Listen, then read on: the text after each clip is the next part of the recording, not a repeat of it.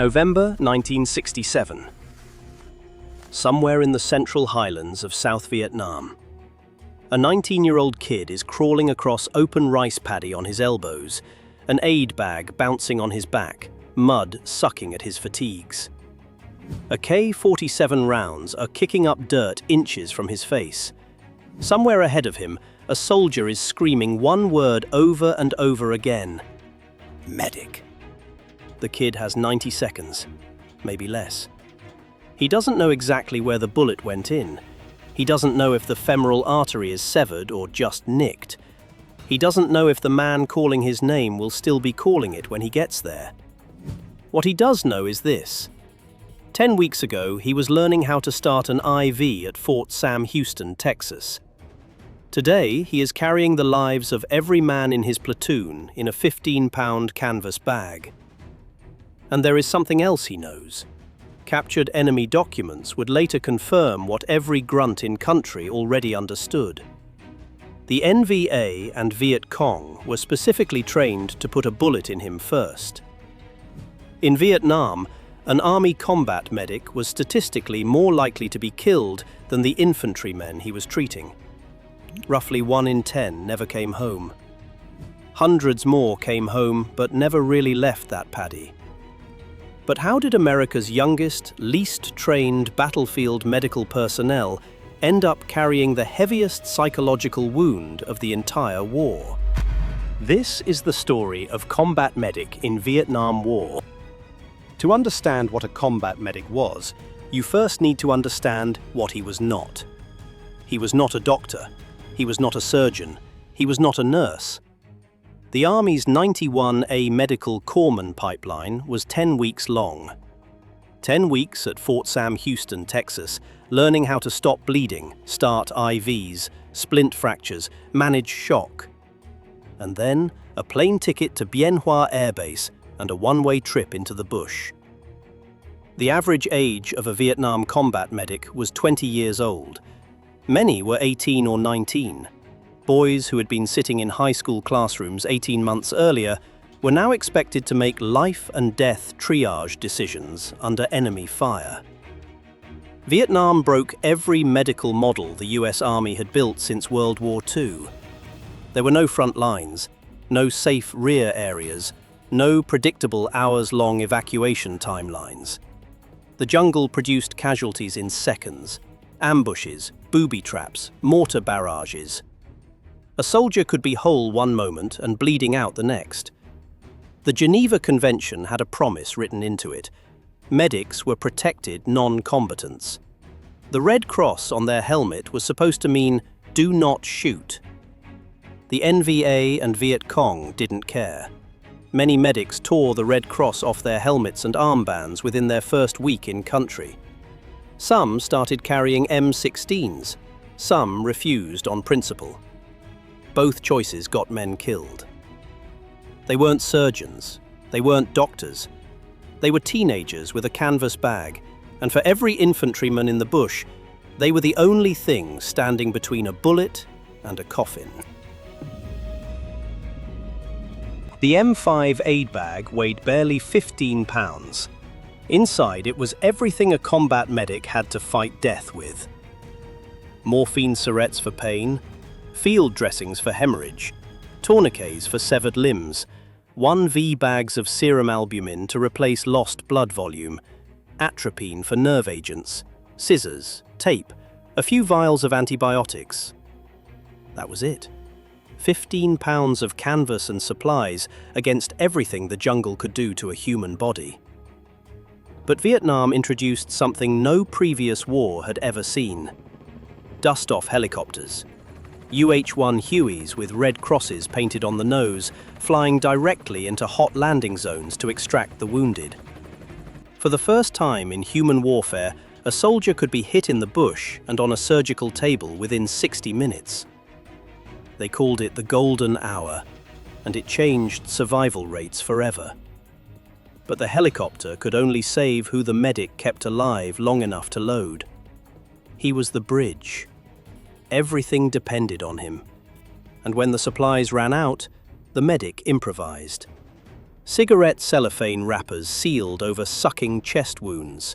Ballpoint pen barrels became emergency cricothyrotomy tubes when an airway collapsed. Bootlaces tied off as tourniquets when the rubber ones were gone. Then came triage. Who gets the morphine? Who gets the IV? Who gets a hand held and a lie? A 19-year-old kid making decisions a board-certified surgeon would hesitate to make. The medic didn't have minutes. Sometimes he had seconds. And whoever he chose first decided who lived.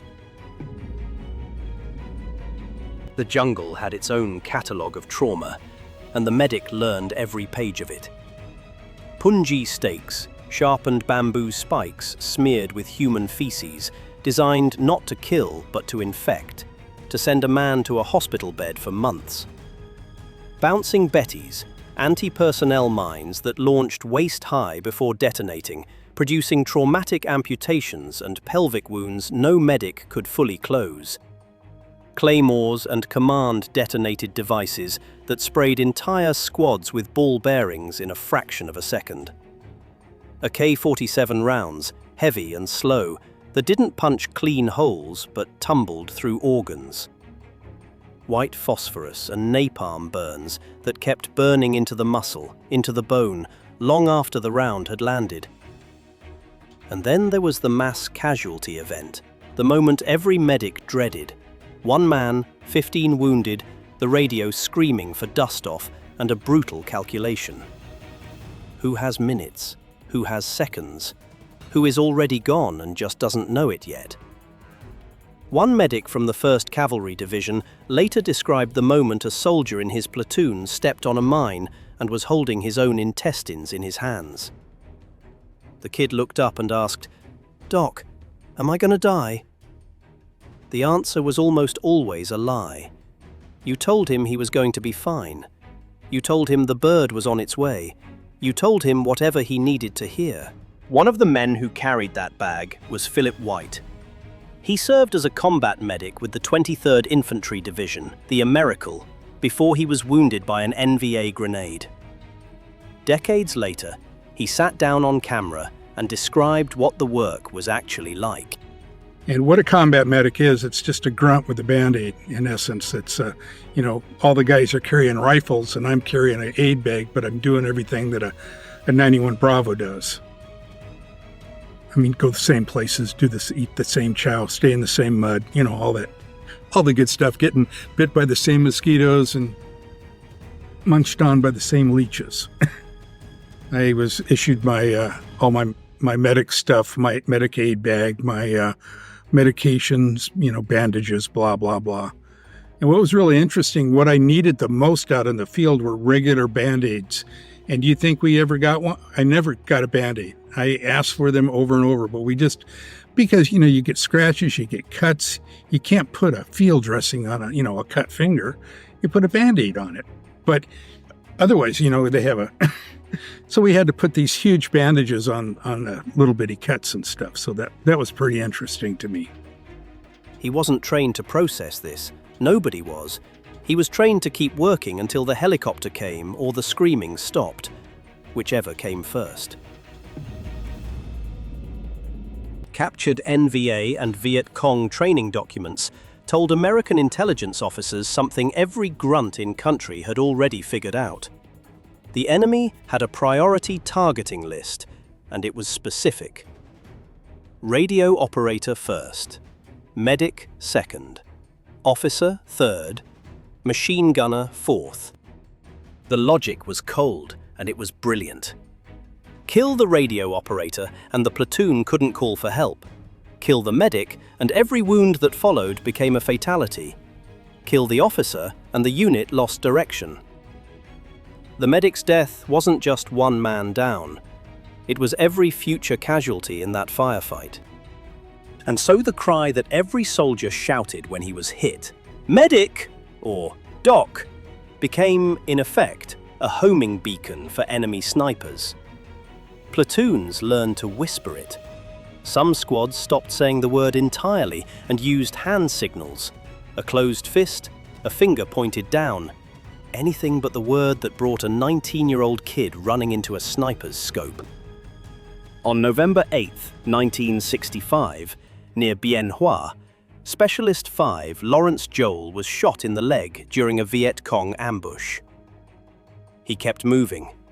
He treated 13 wounded men while bleeding from his own wounds. When he ran out of supplies, he kept going on willpower alone. He received the Medal of Honor. Roughly 10% of Vietnam combat medics were killed in action. Hundreds more wounded. One of the highest loss rates of any military occupational specialty in the war. Every man in the platoon loved Doc. The enemy loved him too, for a different reason. The men they couldn't save didn't stay in Vietnam. They came home in the medic's head, and they stayed there. The kid who asked if he was going to die, the soldier whose tourniquet slipped, the face that went still while you were still working on him. They came home in dreams. They came home in the smell of rain on hot asphalt. They came home, and they never left. The psychological wound of a Vietnam medic was different from the infantryman's.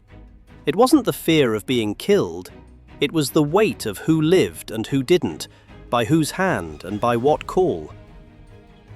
The man you chose first lived. The man you chose second didn't. You carried that math home with you. And so thousands of them could not stop being medics. They became EMTs, paramedics, ER nurses, trauma surgeons. They worked night shifts in hospitals across America for the next 50 years, still running toward the screaming. The medical legacy is staggering. Rapid hemorrhage control, modern tourniquet doctrine, helicopter medevac, the golden hour itself. Every American who has survived a car wreck owes some part of that survival to techniques perfected by 19-year-old kids in a jungle on the other side of the world. Roughly 690 US Army medics were killed in action in Vietnam. Hundreds more Navy corpsmen died serving alongside the Marines. They were called Doc. The men they saved called them that for the rest of their lives. The men they couldn't save called them that too, in dreams that never stopped. If this story helped you understand the men who ran toward the screaming when everyone else ran away, subscribe to Inside the Vietnam War, because the men who carried the wounded out of that jungle deserve more than a footnote, and there are hundreds of stories like Doc's that history almost forgot. We tell them here.